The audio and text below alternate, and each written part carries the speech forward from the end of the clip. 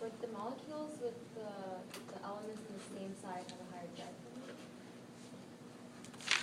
point? Well,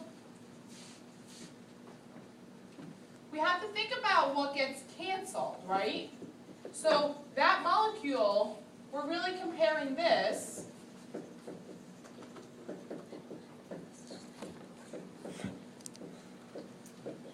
to this.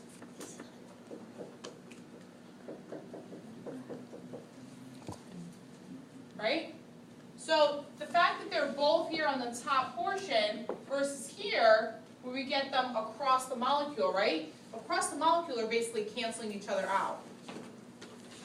So if the molecule is symmetric, then, well, not symmetric, but like opposite. It's like trans. Yeah. You have, yeah, it's called trans, absolutely, it's called trans. Do your arrows, okay? The key is when you see carbon, hydrogen, okay, carbon and hydrogen is essentially nonpolar.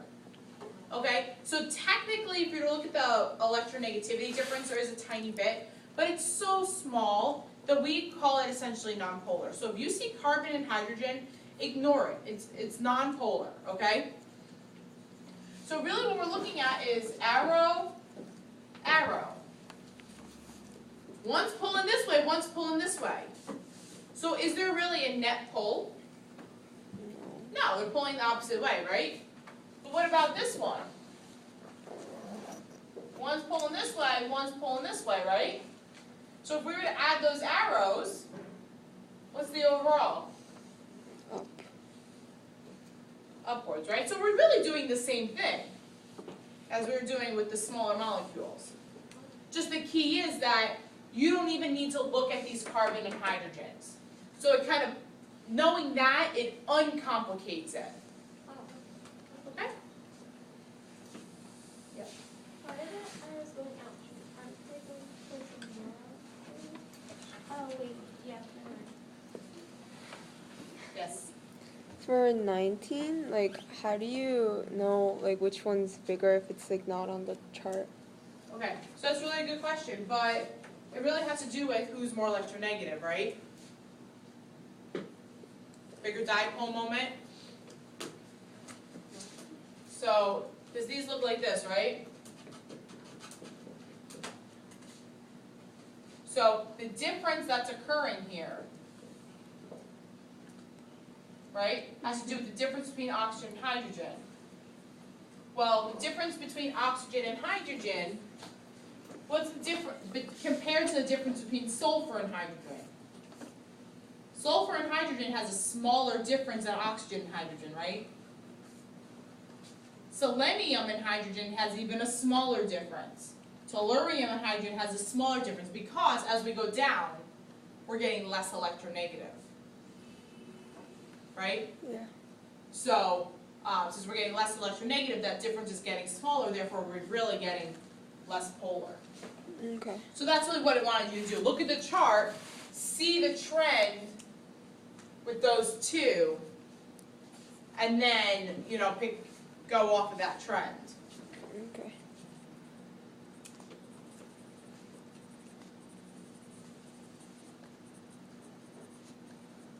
So in thinking about the carbons and hydrogens, let's just talk about 24 quickly. 24 has benzene. So benzene looks like this. All these are carbons, right? Every other one is a double bond. And basically everywhere there's a hydrogen. Right? But in those molecules, some of the hydrogens have been replaced with chlorines.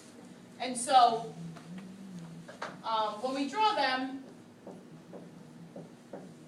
we just put a circle to show the double bonds because we're lazy. So it's just easier. And so I forget D and B, which was which, but both of the nonpolar ones.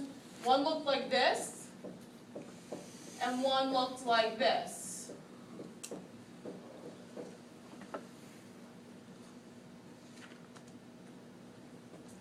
Okay? These are hydrogens on the other spots. So do we need to worry about the hydrogens? Carbon hydrogens? No, right? So now that we know that, it kind of uncomplicates this problem, yes? Why are these nonpolar? They cancel each other. Yeah, they cancel each other, right? This one, we basically have up and down, right? Everybody see that? Here we have up, side, and side. Questions? Now we have to compare the other two. We have this.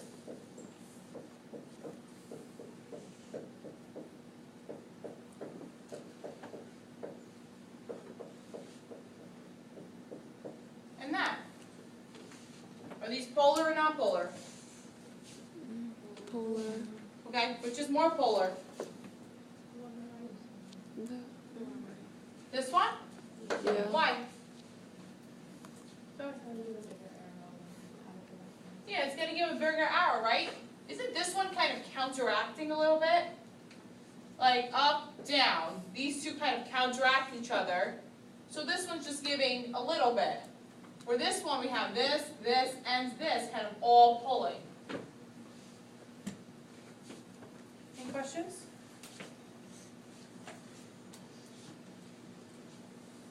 And so ultimately all this relates to number 16, okay? Number 16 is a really, really important question about how we can have a polar bond and have a polar molecule, or not have a polar molecule, which is also possible.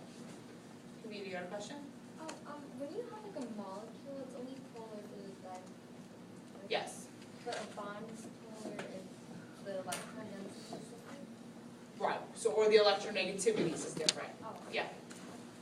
Exactly.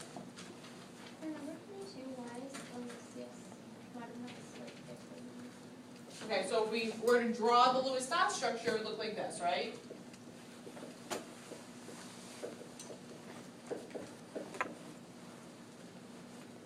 Yes? This is a polar bond. You good? Which way is the polarity going? Towards the oxygen and sulfur. Oxygen. This is a polar bond, right? Which way is the polarity going?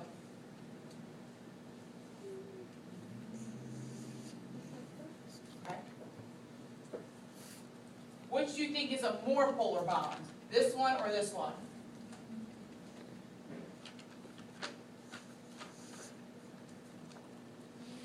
Which one has a greater difference in electronegativity? Oxygen. Oxygen. Oxygen's more electronegative than sulfur, right? So basically what happens is this arrow ends up being bigger. So if we were to add our vectors together, right, it's like sumo wrestler and a football player doing tug of war. They're both pulling, but it's not an equal pull.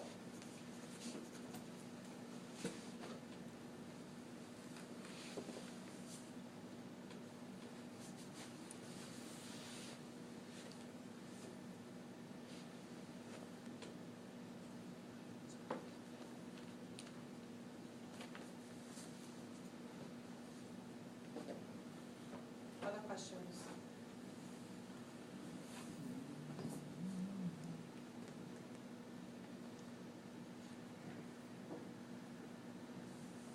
No more questions? All make sense? Yeah? You sure? How do we feel for tomorrow's test now? Better. I just have to study. Self-study. Okay, so this is all, yes, I just have a question about electronegativity. okay. So if it's like phosphorus and boron, would it be that like phosphorus is more electronegative because it's lower, or no, it's more to the right? Yeah, I would say, right, even though it's one step lower, it's like 2 steps over. So I would say it's more electronegative. You know, between like phosphorus and selenium, that's kind of hard. That's a hard comparison, right? Because selenium's one closer this way, that's good, but it's one down. So that's like one check good, one check bad. So we don't know, right? We can't really make a great comparison there. Okay? Actually what somebody said was, so we just drew these arrows, right? You know what? Guess what? Somebody said to me, actually I looked in the book and carbon and sulfur have the same electronegativities. I said, oh, yeah. Guess what? I don't have them memorized either. That's ridiculous to memorize them all. Okay? So here, if we're comparing, I would say sulfur should be more electronegative, right? It's right over here by fluorine. Okay? That's how we're comparing. So, sure, on a technicality, we could say, yeah, it's the same. I don't expect you to have them memorized though. Okay? So the ones I expect you to have memorized, fluorine is 1, oxygen's 2, chlorine and nitrogen are 3. Right? Those are the ones we keep saying. Other than that, okay? Other than that, we're really just trying to juggle basically how close it is to fluorine. And that's really how I want you to do it. Other than that, we really know carbon, hydrogen, equal in our book. Okay?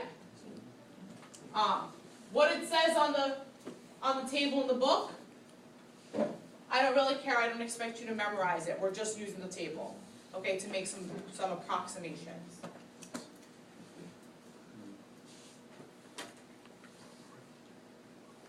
Other questions? How do I look on the video? Am I doing okay? Mm-hmm. So, this is all I have for you guys. So what we can do is spend the next, we have about 12, 14 minutes or so. You guys can spend some kind of quiet time studying, looking over your notes. Okay, you can